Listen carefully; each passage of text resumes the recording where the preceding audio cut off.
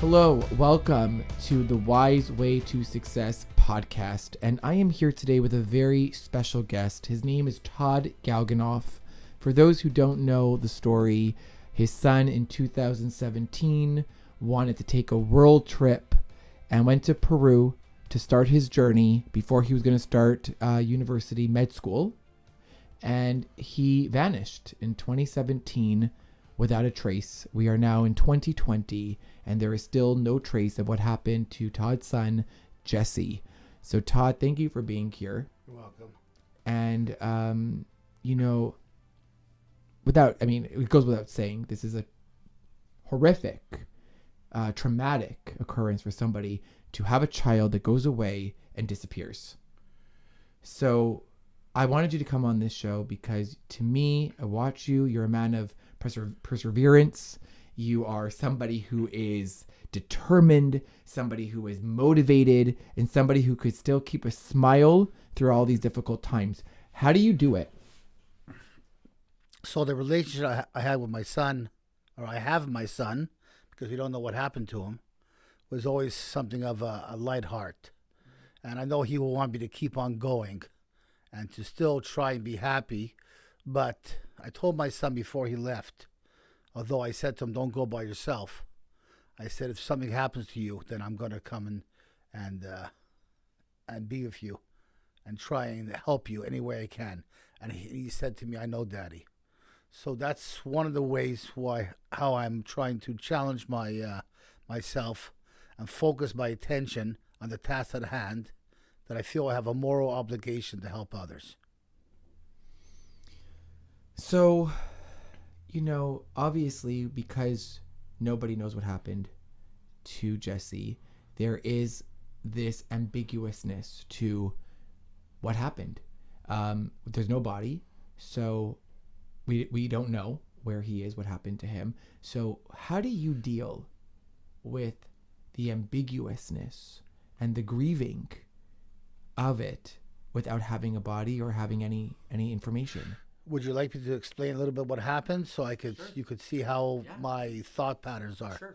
So I found out after a while when he was gone, I got a call from my daughter telling me that Jesse's been missing for a few weeks already. I thought he was just having a ball, having a great time, and I couldn't get a hold of him, but I thought he was fine. Mm-hmm. So after going there for 2 weeks, and then I stayed 10 months by myself, I put up posters, and we raised reward from $10,000 to $32,000. Now it's at $500,000 USD. As well, there was a big movement of people donating money through the Israeli team that got over $2.5 million. So they can't find anything of him. Right before I went home, I went up the mountain. I looked at the mountain, and they told me he fell. I don't know what it is, if it's something about tourism there or propaganda, but there's two types of mountains. There's the Black Mountains and the White Mountains. The White Mountains are more like Nepal, which, of course, he goes up there. It's like Everest, and who knows what's going to happen to you. The other mountain, the mountain he went up to, was like a mountain entry level 101. It's very high, 5,500 meters, very, very high, but it's one trail, and it's sort of spread out. It's like Mount Royal. It's an older mountain. So I saw the beauty of the mountain. I kept looking to see where he could have fell.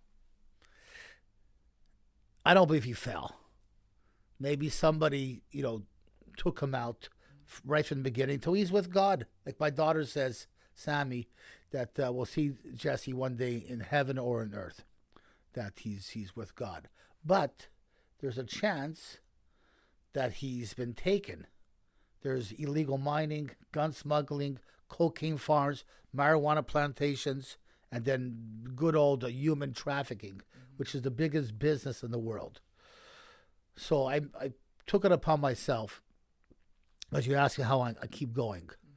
I don't know what happened to Jesse, but I have, like I said before, a moral obligation that if somebody comes up to me and says, oh, Mr. Galganov, my daughter went up that area too, and she's missing for 3 weeks. I hope we find her. Mm-hmm. And I turn around to my girlfriend, Tony, and I say, yeah, why didn't I ever say anything? Why didn't I try to do something to help prevent this to happen to others?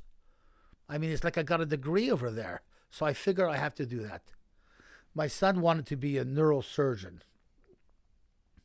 and he wanted to extend people's lifespans. So by virtue of that, I'm trying to make this an awareness, prevention, and support by being GPS and Wi-Fi protected to travel safe and stop assaults. So when I'm dead and gone, maybe we can protect somebody's son or daughter from having the same fate. And it's awareness and it's pointers to other government agencies and certain things that maybe could help people. I'm trying to give you an idea how my mindset is of how I go on. Okay. What would you say would be something you can tell a parent, somebody who has experienced loss, to help them in terms of recovery, being able to move forward, being able to move on? I mean, we always know when we hear a parent outliving a child is one of the worst things you could imagine. So what would you say to somebody who may be watching this right now who lost a child? What would you say to them to help them move forward? Right. I know I think it's the toughest thing. I have no clue. I don't know if my poor son is dead or alive. You could almost make up your own mind or not. But you have to take this, it's like a cliche, take a negative and put it into a positive. So I developed a website. I'm doing a couple of other efforts. I'm fixing up my house. I have my little business. I do things with my daughter. I keep doing this sort of therapy of this effort it's called jesseprotected.com, and I keep doing that. And maybe after all my efforts, maybe that'll be fine for me, or maybe it might take off. But I think that what you have to do if you lose somebody like this, you got to try and see what can you do. Even if you write things down and you publish it, or you don't, or you talk to people about what you learned and how you figure things out. That's the whole thing. That my son was very big on Movember. He was just a good guy, and he really wanted to help people out. So I figured if I could help people out in his name, in his honor, that's such a great thing that I can do for him. So I'm trying to make sure that his name is not obliterated. And I think that others, if they have people that are lost by or hurt or killed or whatever it is, by whatever it means, they take up that opportunity all of a sudden to sort of do that organization or contribution or charity work, whatever the case is, to help them get through it. I think that's the best way. To continue their legacy. Continue their legacy, exactly. So I don't know if this is over or not. That maybe one day my son will just come out, but we'll see. So speaking of continuing Jesse's legacy, I know that you want people to travel safe. And I think that's an amazing journey that you want to take to make sure that this does not happen to any other child.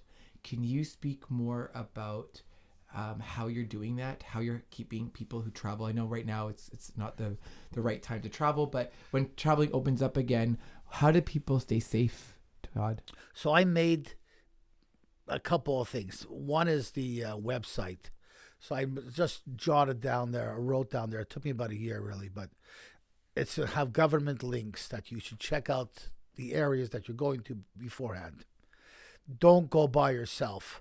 These cell phones is the worst offender because it's a little miniature computer, and people who make $30 a month or make less than that are countries that have no unemployment outlet. They get no money. You got to rob, or you got to kill, or you got to do something because you have to eat. So in the website, I have a safety checklist, an emergency checklist, give your information, your passwords, which we're lucky Apple Corporation gave the passwords, and we saw what happened to Jesse. But of course, he went into a blank area, and then the phone was just finished. So you should give all that information to the your friends or family. So God forbid something happens, they can sort of track you by your phone. I started also a movement on October the 1st, 3:30, when Jesse was last seen going up the mountain. It was 3 hours from the summit of the Santa Cruz Mountain. 50 or 60 people saw him. So I'm making it at that moment. This is the second year I did it, and I've already contacted 4 places: Canada, America, Israel, and United Nations. They got an International Missing Persons Jesse Galganov Day at 3:30, 1 minute of silence for our missing loved ones. If you think of 8 million people missing a year, times 10 years is 80 million. There's been no war like that. And then you got 20 years, you got 160 million. And remember, these numbers are just estimated. What about all the people who are unreported? So in the area of where Jesse went, and I'm not trying to demonize Peru, but in that area where he went, called Ancash, which is like an area of an hour and a half run, 10 to 15 people are missing a week. If it happened out here, we would have like a civil war. So I'm not quite sure what transpired, but this is some of the things I'm trying to do on that website. And if you visit that website, you will get an idea. There's also something else that I can bring up. There's a safety kit that I put together. The safety kit has some of these shirts, and it has some of these stickers, and some of these things that if you wear it, and you can see like this. Yeah. Can we see it? Yeah. This. Can we? Perfect. Like that. Great. So I'm hoping that later on, this is done in different languages. So if somebody comes behind you with a stick and wants to hit you on the head, they might say, oh, this person is GPS and Wi-Fi protected. There's other things I'm trying to do right now to help others, and those efforts will come out. I don't really want to say it yet until it really happens, but there's other things I'm trying to do. And I'm hoping later on, if things take off, maybe some people have expressed that I should start talking to schools, universities, religious entities. I don't know. I don't really know how this has happened to me, but somebody did something to my son, and I'm not stopping here. It's not right. There was no answers. The governments of Canada and America did their best, but it's a sovereign nation of Peru, and there's people missing there all the time. Well, you know, your strength and your determination is admirable, and it's really why I wanted you to come on this show. It's a very important topic because this is a real issue that's going on, and thank you for bringing light to it. How do people find you, Todd? You can go to jesseprotected.com, and you can find me there. There's a YouTube for Todd Galganov, which shows me what I was doing up in the mountain. And then there's obviously the Facebook of the same name, Todd Galganov or Jesse Protected. And I really appreciate the opportunity to tell you what I'm doing. When I first came back 2 years ago, I look back now, and it was almost like I came back from a war. But now I see that I'm really turning, and I'm really coming along.